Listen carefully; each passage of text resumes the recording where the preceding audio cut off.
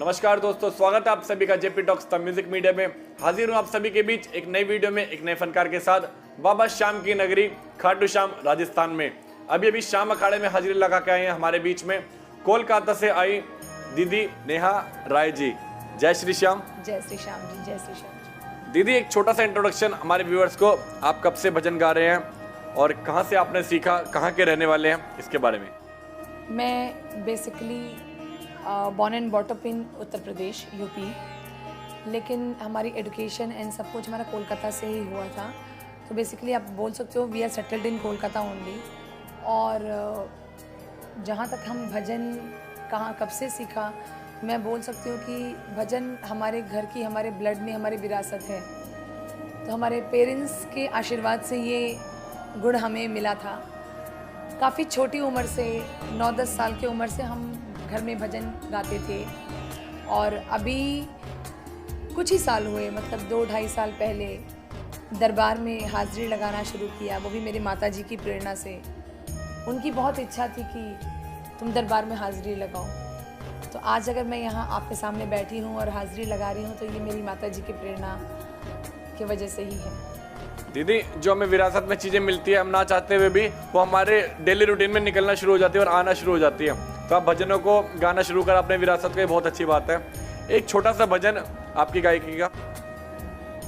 मेरी गायकी के तो बहुत सारे भजन हैं, लेकिन मैं आपको अपनी एक रचना सुनाती हूँ जो मैंने रिकॉर्ड भी किया था।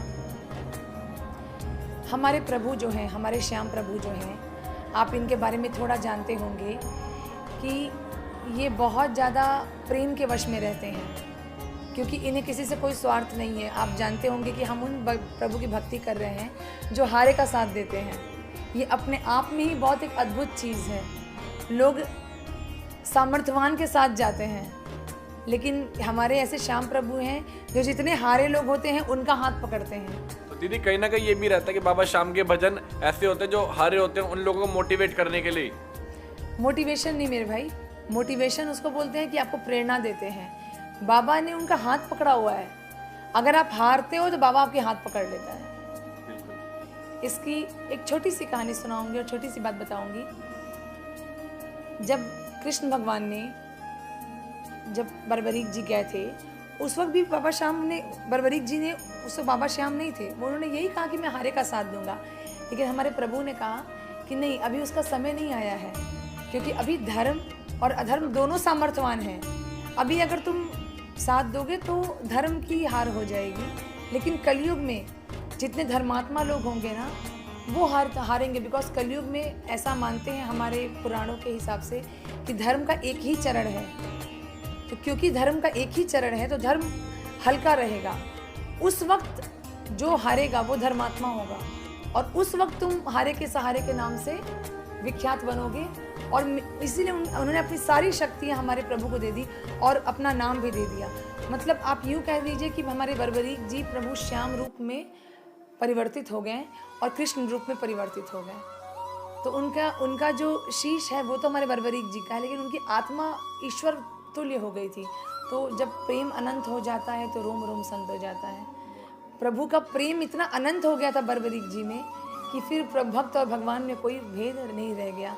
इसीलिए हम बाबा को श्याम के नाम से पूछते हैं, और ईश्वर की सभी शक्तियाँ, कृष्ण की सभी शक्तियाँ हमारे प्रभु में हैं। कुछ भजन सुना दीजिए। जब इस दुनिया के धोखों से तेरा ये दिल भर जाएगा, देखोगे हारे नैनों से मेरा श्याम नजर आ जाएगा। हार के जाइए, ये जो शीश है ना, ये आपसे बातें करेगी। एक बार हार के जाओ तो बाबा के पास, आपको चमत्कार कहते हैं भजन गाने वाले तो बहुत सारे सिंगर्स हैं दुनिया में, लेकिन भजन को समझाकर और में एक मैसेज देकर के आना, नेहा राय जी बखूबी उस काम को कर रही हैं। बाबा के सेवक हैं हम, जितना आता है आपको बता रहे हैं, और अपने गुरुजनों से, अपने बड़ों से जो सीखते हैं उसे अपनाने की कोशिश करते हैं, और वही आपको बता रहे हैं। दीदी, हम सभी के जीवन में कोई ना कोई गुरु होता है, हम किसी न किसी को फॉलो कर रहे हैं, उनको देख करके जीवन में आगे बढ़ते हैं, उनके जैसे स्टेप्स लेने की कोशिश करते हैं। तो आपके जीवन में कोई गुरु है जहाँ से आपने सीखा हुआ? मेरी जीवन की गुरु गीता है। मैं गीता का पाठ करती हूँ।